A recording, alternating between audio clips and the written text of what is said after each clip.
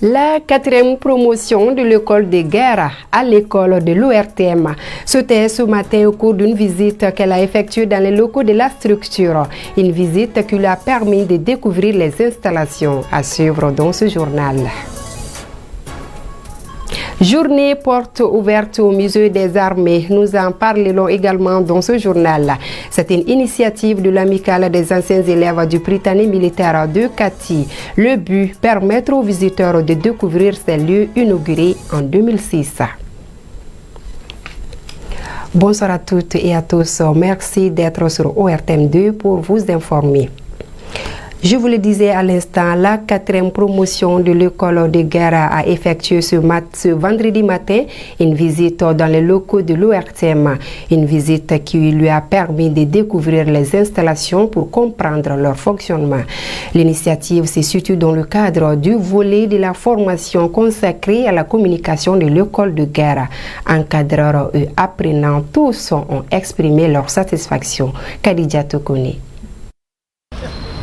L'ORTM, l'Office de radio-télévision du Mali, ouvre ses portes à la promotion de l'AES, de l'école de guerre du Mali. Cette 4e promotion compte 25 auditeurs, 15 du Mali, 5 du Burkina Faso et 5 du Niger.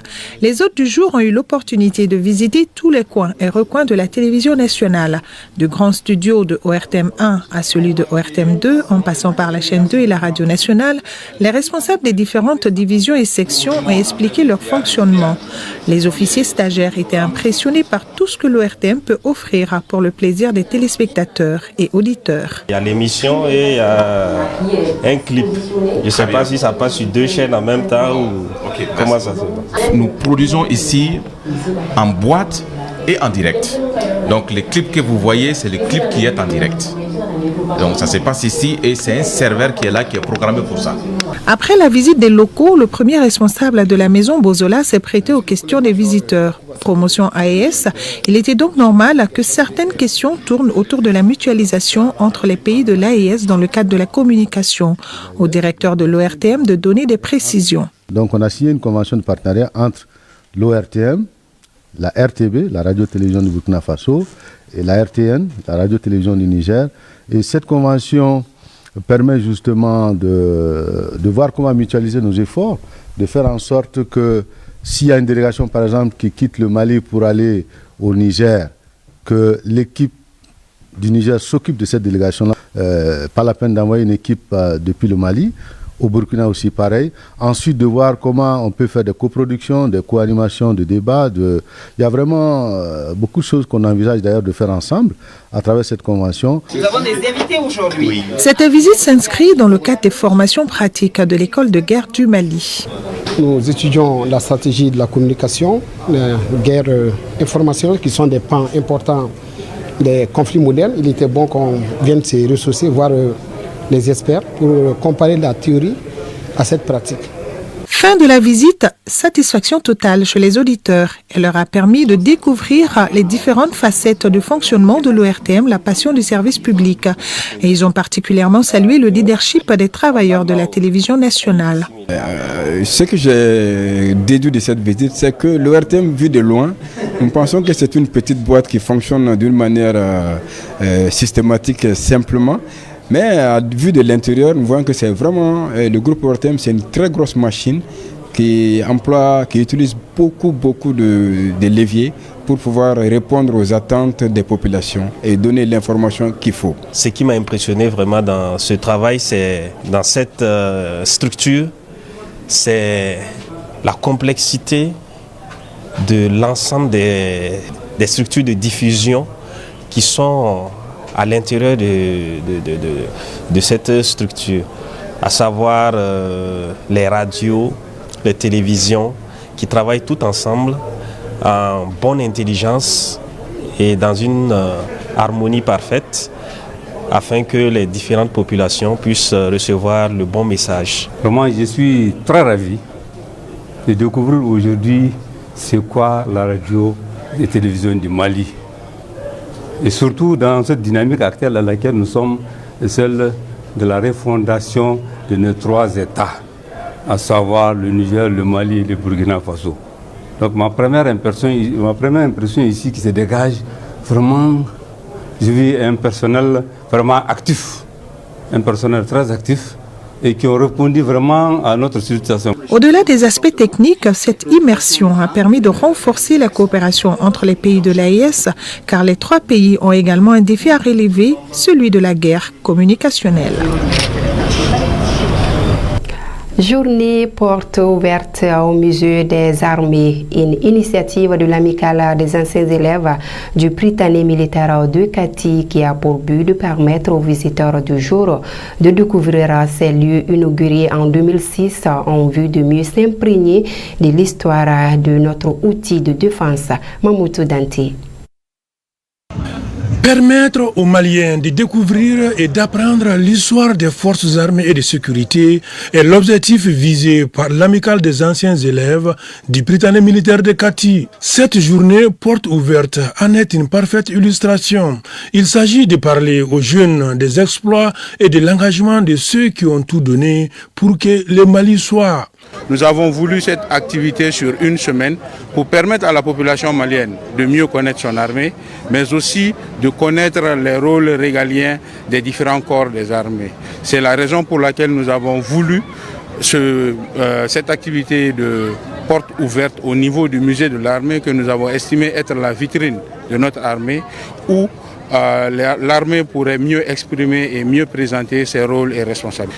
Ici, aujourd'hui, nous avons différents corps d'armée ici présentes, la garde nationale, la police, l'armée de l'air. Nous avons aussi l'armée de terre et des démembrements de l'armée de terre. Nous avons aussi des partenaires, comme vous l'avez pu constater, l'école de maintien de la paix, qui a voulu aussi un stand pour présenter son école d'excellence. L'amicale s'inscrit dans un engagement citoyen. Et dans cet objectif-là, ces batteries d'activités ont permis aux citoyens de savoir ce qu'est l'amicale des anciens élèves du Prytanée militaire Mali, mais aussi de mieux comprendre le rôle de l'armée auprès de sa population, auprès de sa nation. Cette journée porte ouverte devrait insuffler aux générations actuelles et futures un esprit patriotique et civique. Quand je vois toute cette jeunesse avide de connaître ce que font les militaires au quotidien, regardez un peu dans les stands, nous avons évolué, l'armée malienne a évolué et cette jeunesse doit prendre exemple, cette jeunesse doit regarder. Quand ils ont quitté la salle permanente et non permanente et voir jusqu'où nous sommes aujourd'hui, vraiment, c'est réconfortant. Cette initiative excellente a été saluée par les plus hautes autorités du pays, à commencer par le président de la transition, chef de l'État, chef suprême des armées, son Excellence le général d'armée Assimi Goïta.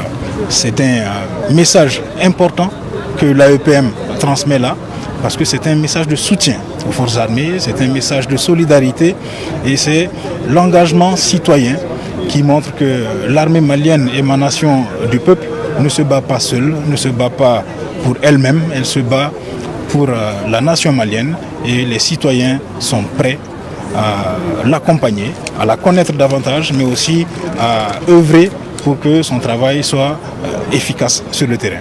À travers 9 stands répartis entre les différents corps d'armée, les étudiants et élèves du Prytanée militaire et d'autres universités se réjouissent de cette initiative. Franchement, j'ai aimé et je suis émue. J'ai appris beaucoup de choses que je ne savais pas et on a fait beaucoup de découvertes.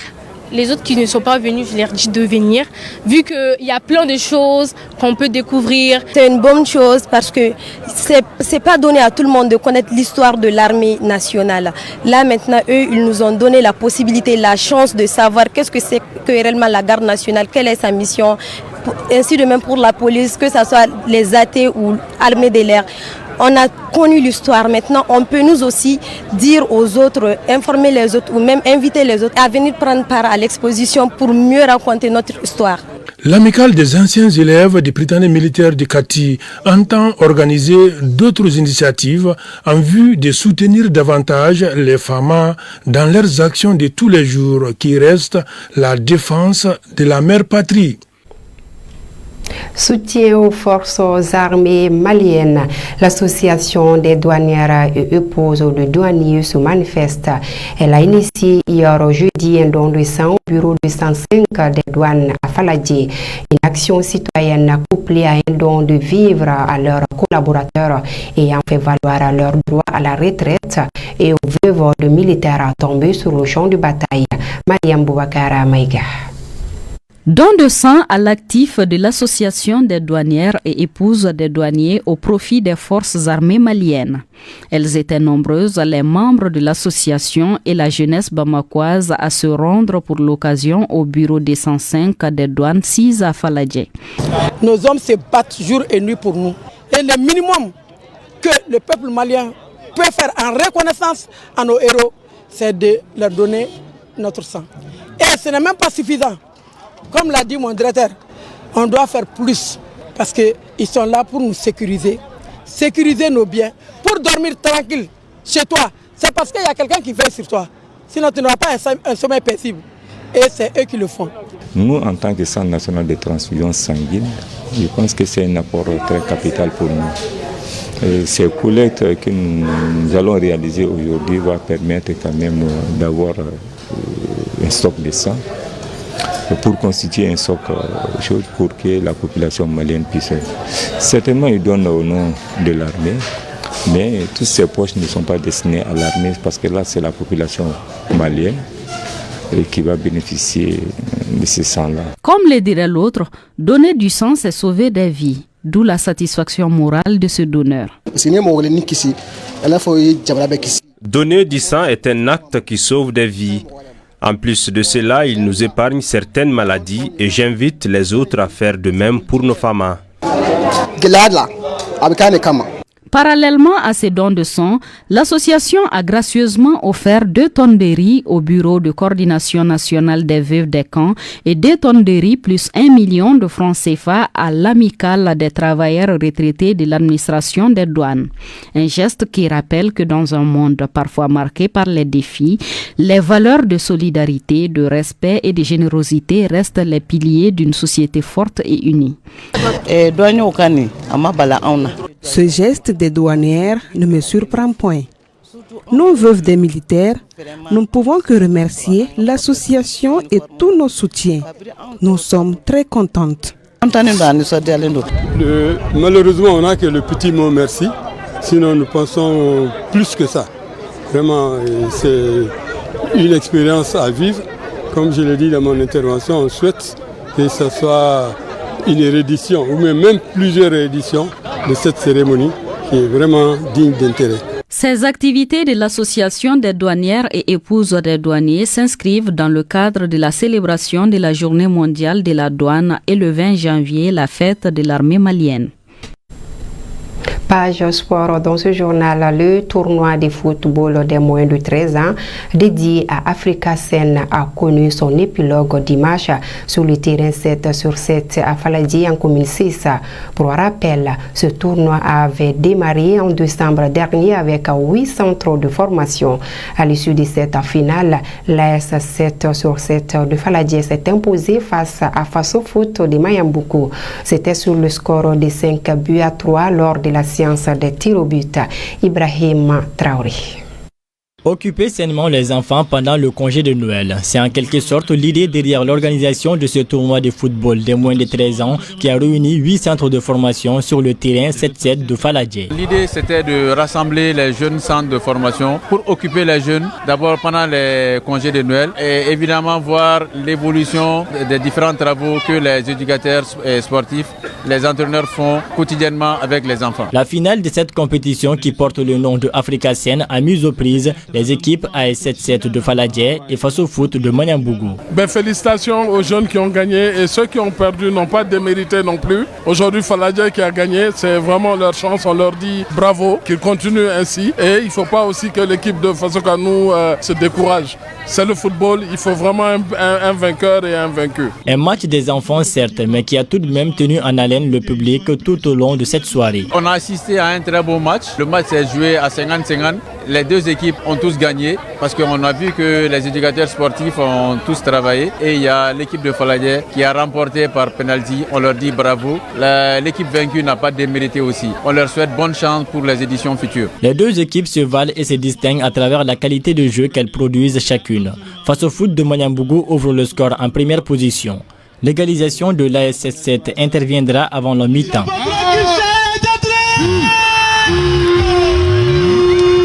En seconde période, les deux formations ont beau tenter des coups, mais aucune d'elles n'est arrivée à faire évoluer le score. Elles ont dû alors recourir à la science des tirs au but. Un tir, un but. Les trois premiers tireurs de chaque côté transforment sans problème, pareil pour le quatrième de AS 77. Seulement, on ne pourra pas en dire autant pour le joueur de face au foot. À défaut de marquer, il offre l'opportunité à l'équipe adverse de s'imposer par le score de 5-3 au terme des tirs au but. Africa Sen qui a l'honneur d'être le parrain et qui a l'honneur de porter le nom de ce tournoi, vraiment je suis très ému. Au nom de toute ma structure, je dis merci à tous les jeunes de Faladje. Vraiment on est très honorés et des activités comme ça, il faut les soutenir. Ça permet vraiment de lutter contre la délinquance, de lutter contre tout ce qui est utilisation de la drogue parce que les enfants sont occupés à s'amuser, sont occupés à se divertir et en même temps apprendre un métier. Donc le football aujourd'hui c'est quelque chose qu'il faut vraiment soutenir dans nos différents quartiers. Nous serons toujours là pour les épauler et les soutenir. Une médaille d'argent et un petit trophée honorifique pour le deuxième du tournoi revient à Faso Foot de Manyambougou. Une médaille d'or et le trophée ultime pour le premier AS 77, c'est le dénouement de la finale du tournoi de football pour le congé de Noël organisé par l'association sportive 77 de Faladje. Également, cette nouvelle sportive avant de boucler cette édition compétitions africaines des clubs phase 2 groupes en Ligue des champions compte de la 6e et dernière journée. Le Djoliba AC affronte demain samedi en Égypte Pyramide FC. Les Rouges du Djoliba, 4e du groupe avec 2 points, sont éliminés.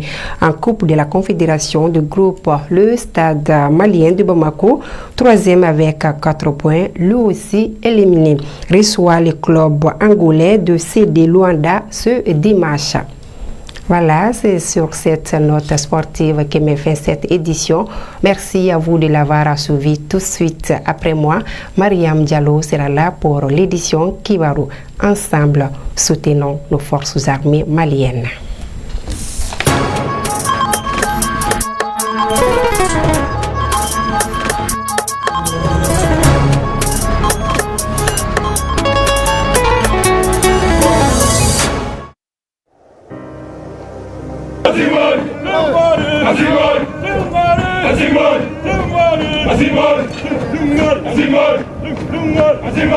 Nous laissons derrière nous tout ce que nous avons